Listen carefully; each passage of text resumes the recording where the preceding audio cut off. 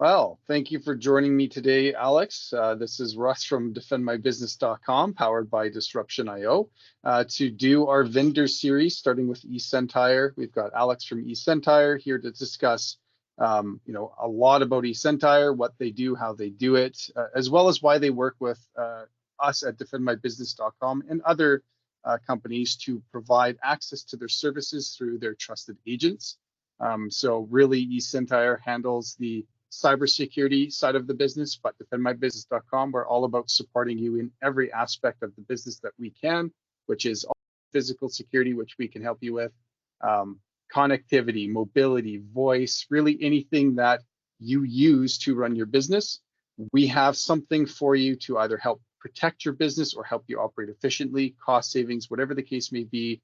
Defendmybusiness.com, our experts there will be able to help you, but we're focusing on Esentire today as our vendor profile series. So Alex, why don't you tell us a little bit about yourself, why Esentire likes working with agents like ourselves, and go into a presentation that you've prepared. Absolutely. Pleasure to be here, Russ, and thanks for having me on.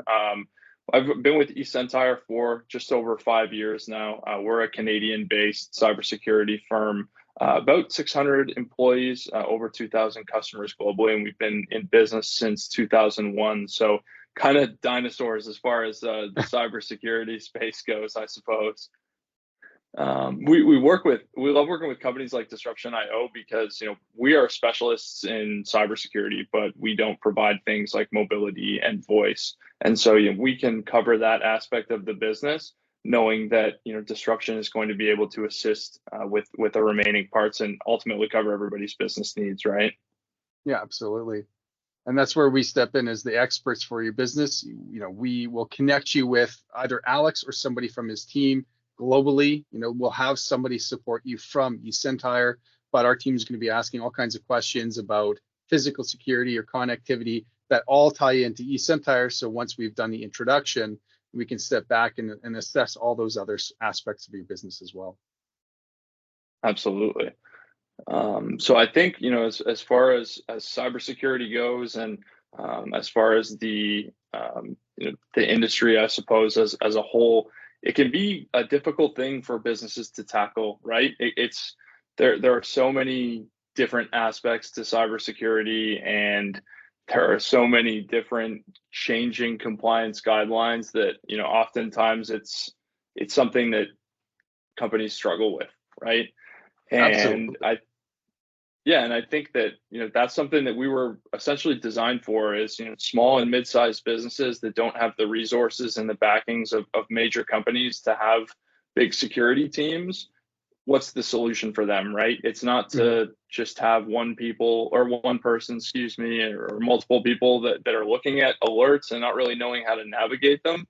It's about outsourcing it and giving SOC capabilities to those companies that wouldn't be able to do it internally, right? Oh, absolutely. And the threats are always evolving, always changing. So working with a team that's always on the cutting edge absolutely makes sense. For sure. So the industry landscape right now, I mean, like you said, it's changing all the time, and regulations are constantly growing. In the last year, 45 states in the U.S. introduced over 250 bills that were related to cybersecurity regulation. So those are things that are hard to stay on top of. What applies to everybody, right? Mm-hmm. And what we've seen is a shift towards what we would call cyber resilience, and the idea of acting with a risk-based approach as opposed to kind of a reactionary approach. And that's moving towards what we would consider to be like continuous threat exposure management. So it's essentially an idea that no organization can protect against every single cyber event. The idea of eliminating cyber risk or going to a 0% risk is impossible. So instead, it's focusing on what things are most critical to protecting your business, what assets are most likely to be attacked, and also most likely to cause the highest amount of impact to the business, right? Mm-hmm. So we start with identifying those things, and identifying the assets and vulnerabilities based on that risk, and then understanding, how attacks might occur on those things, and then ultimately, how do we mobilize that? How do we throw people at that problem? And for enterprise companies, it's easier to throw people at that problem because they've got a team of security people. They probably have a security operations center that runs 24/7. But for smaller mid-sized businesses, it costs millions of dollars to start up a security operations center, and you really need to be a 24/7 shop in order to truly protect the business, right? So that's where outsourcing is typically a better solution. I think 80% of ransomware attacks in the first half of 2022 occurred outside of business hours, so between 6 p.m. And 6 a.m. essentially, or 6 p.m. and 7 a.m. So you got to have people on call, kind of, but really you have to have people doing like active threat hunting during those times to really be protected, right?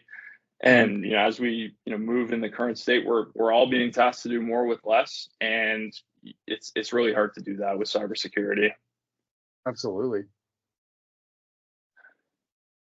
As things have changed over the last few years as well, which is really interesting. When I started here, most of the conversations were around phishing emails, right? And that being the most common way for attackers to get in. And I would say percentage-wise, it still is the most common way, and it's certainly the most advantageous for attackers.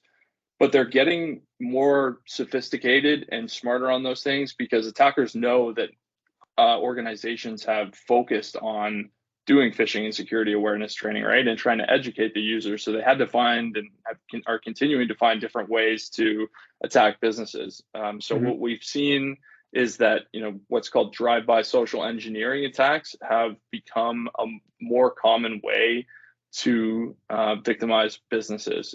So what that is exploiting more on like the human psychology or the trust to manipulate people. So that could be as simple as the scams that we see all the time of like an invoice being sent that looks like a legitimate invoice, and then all of a sudden they're getting paid, and then that attacker just takes that money and moves on. It could also lead to revealing sensitive information or potentially downloading malware as well. So these attacks, while phishing continues to be the most advantageous way to ultimately exploit the business, these are kind of quick wins, right? And ways for attackers to do what they need to do and then move along to the next company. Absolutely. And it's interesting to see, actually, this is a stat I've never really thought of, but even though the percentages of email or social engineering have changed, it's still very human, and it's still around that same percentage point of around 70%. I'm assuming that's percentages there, of attacks are through human nature, not necessarily, they've got a program that's, finding a tunnel in and getting all your information. It's easier just to target a human because we're fallible. We make mistakes. We trust people and trust things. So it's interesting to see that certain ways of addressing the human nature side of it change, but it's still almost the same amount, which is very interesting to me. Yeah, absolutely. And I mean, like you said, humans make mistakes, right? We're not perfect. None of us are. And it could be as simple as someone clearing out their emails at the end of the day, and they've had a long day. They've been in meetings for 9-10 hours, and they're just trying to clear the inbox, and they accidentally click on something, right? It's as simple as that. And something as innocent as that can lead to something bigger, right? So it's really important that we're prepared for that inevitable piece of someone just making an honest mistake, and what do we do next, right? Absolutely. And is a question is something a training on the human side something that Esentire offers as well? We do offer that as a service. Yes, we do offer security and phishing awareness training for users, certainly. Awesome. Yeah. So I think we look at these things and we think about the security job market, right? And I think security probably has a 0% unemployment rate, and it's really hard to hire good security professionals.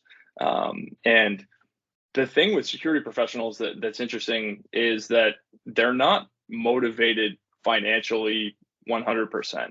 they're motivated by opportunities to learn and to, get skill development as a security analyst. And working for a small to mid-sized company, if you're one of maybe just yourself or one of a couple people, you end up spending most of your time just investigating alerts that your security tools are delivering to you. And that's an easy way to have burnout, right? Because you don't have time to do skill development if you're just looking at what is the output from your security tools all day, and it's really hard to find satisfying work, and then ultimately leading to burnout and leading to turnover.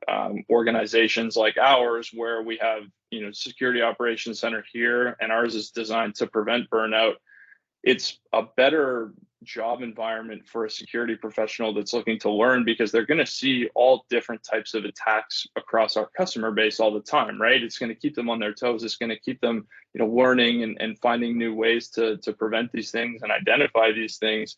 And that's just a better job experience for them than, being someone who investigates and closes out tickets, right? Mm-hmm. Absolutely.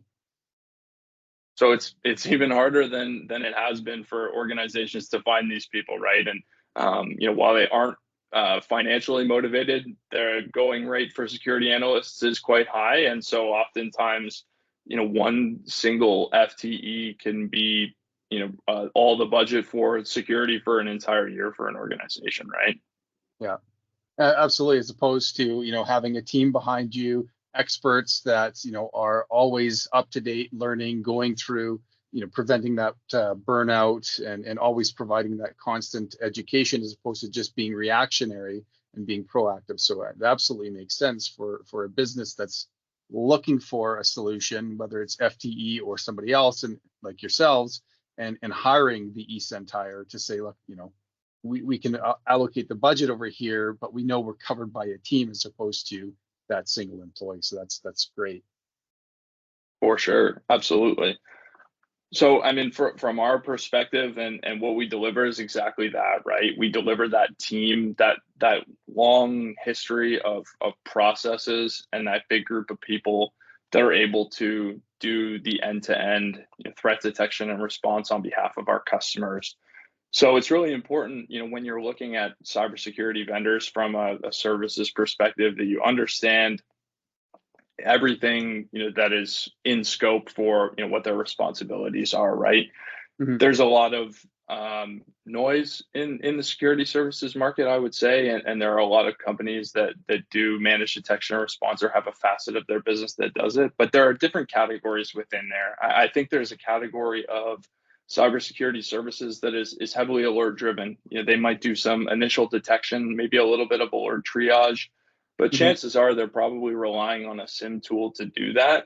And the downside of a SIM tool is that you can't take action from a SIM, right? It's just a information system where you'll be able to do log analysis, and maybe that's enough for you, right? Maybe you just want to either check a box, or you have a few security personnel, and you just want that initial alert triage out of the way. But for most companies, they need a company that's going to do not only that initial detection, but they're going to do the response and the remediation side of things as well. They want that white glove service that is initial detection, threat mitigation, and then we're going to get on the phone and say, look, we've stopped this attack from spreading. We've contained it to a machine or a couple of machines. Here's what our recommended next step would be. And so that way we're doing, active threat prevention of business disruption, right? We don't want a piece of malware to start spreading from machine to machine with the goal of encrypting. We'd rather contain that to one or two machines, and then work with the company to get those machines back online and continue their operations as is. Absolutely. So I think that's really key. I think with services in general, right? Not just cybersecurity services. It's the small details that really matter. And I think that what the contents of response and remediation is a really important thing that organizations that are researching companies like ours and trying to understand, who's the best partner for me. Those little details about, what happens when an attack is occurring. What does the workflow process look like? What are your responsibilities? What are our responsibilities? How often can I call you guys? How many alerts will you investigate for us? From our perspective, that's an unlimited amount. If we have organizations that are being persistently attacked, it's our responsibility to continue to protect them and continue to perform those actions. And then ideally, we can get to a state where they're not being persistently attacked because we maybe improve those security controls with our recommendations. But if that's the case, then that's what we have to do. And we don't want to put a price on protection, and that's why we do it in essentially unlimited response and remediation out of the SOC. All right, and you mentioned cyber resilience team as an extension of yours. So do you ever have customers that maybe have some, maybe one FTE that is a cybersecurity professional, but do you see instances where they're like, okay, we're good here, but we need help with this area? Is it more the 24/7 support? Is there any area where you have a team, maybe a small team? Here's where Esentire can step in and help back them up. Absolutely. We have organizations that have small security and maybe even larger security teams, right? There are aspects of security that we are not covering for, things like MFA, for example, right? That's not something that's in our purview, or like actual management of firewalls, for example, right? And those are things that the security team can continue to focus on if they'd like to. What we find also is that we can take a lot of that kind of mundane work of investigation out, and so they can focus on things like policies, right? And creating good policies for the organization, implementing those policies. We can have them focusing on things that are going to be more meaningful, both for them, but also for the business, right? If we're taking care of the more day-to-day active tasks, they can have a more holistic role of looking at the cybersecurity program in general, and that's both more meaningful for them, and it also helps with that burnout prevention as well. Right. So those of you watching, catching this, even if you have a team, there are still needs that and holes that Esentire can fill, gaps they can kind of cover, or just help your team out at probably a lower cost than adding more people. So really, that's even if you have a team, reach out to us and we'll help you navigate with Esentire what those gaps are, how they can kind of fill them or step in to support your team, and, preventing some things like burnout. If they're doing everything and they're maybe not as effective, and Esentire takes on that mundane stuff, all of a sudden maybe they're learning a little more, they're looking at a higher level at your full cybersecurity posture, and they're able to actually make more changes than just be reactionary, because we've got the support of somebody like Alex's team there at Esentire. Absolutely. I've never met a security analyst that likes getting called at 3 a.m. So let us take that part off your plate. Yeah, exactly. Right on. So just a couple of things to finish it off with, and some key statistics about our business and what sets us apart. So mean time to contain, I mentioned those small little differences in services, right? Time to contain for us is doing the initial detection, doing the full investigation, and then performing a response action. That could be host isolation, that could be disrupting a network connection, it could be disabling a malicious user account within Active Directory, things of that nature. That's our responsibility, and we do it quite quickly, because the attacker dwell time and the time that it takes for initial intrusion to attack is getting smaller and smaller, which in a sense is a good thing, right? Because it means that detection has improved over time. I think in 2023, the attacker dwell time went down to 5 days on average from 9 days, which is a lot lower than it was 4 or 5 years ago, for sure. But what it means is that these attackers are starting to move faster as well. So we have the detection in place, but it means that they have to move faster, so we have less time to react. So having a quick time to contain on that 24/7 is really, really important. Perfect. So, and then just one other thing I wanted to mention, I think our threat intelligence here is really world class. From our perspective, we have a ton of threat researchers here. We have a ton of people that are not necessarily SOC analysts, but more staying on top of trends in the industry and creating new detections for our customers. So 35% of the feeds that they publish are ahead of commercial threat feeds and when different threats get published there, and 12% of them never even show up. So we do a lot of really good novel research here, in addition to subscribing to the the commercial feeds as well. So you get that all as part of the service too. Excellent. And what we're doing with this series is we're going to have a full page on defendmybusiness.com about Esentire. We're going to include some white papers from them. This video will be there, so the link will be in the description. There will be a number to reach out to our team as well, or you can go through the contact us if you're interested in learning more about Esentire and connecting with somebody, whether it's Alex or somebody from his team, depending on where you are in the world. Our team will take that information and will connect you with the appropriate person. But we'll also ask you a lot more questions just about your business in general. Physical security, your network, all of those things we're going to work with you on. We want to look at your entire business holistically. We want to help protect you, help you operate efficiently, look at costs, just in general, make sure your business is operationally as effective as it can be. And so that will be starting with Esentire, but we're going to gather all that information so that we can help you step by step, whether you have a team and it's Esentire stepping in to support them, or you're looking for a team, maybe hiring somebody, and maybe it makes more sense to bring Alex in and Esentire's team to support you guys from that aspect. So, give us a call. We'll hook you up with Alex and his team, and just really find the right solution for your specific needs. It's not a one size fits all. It's you tell us what you're looking for.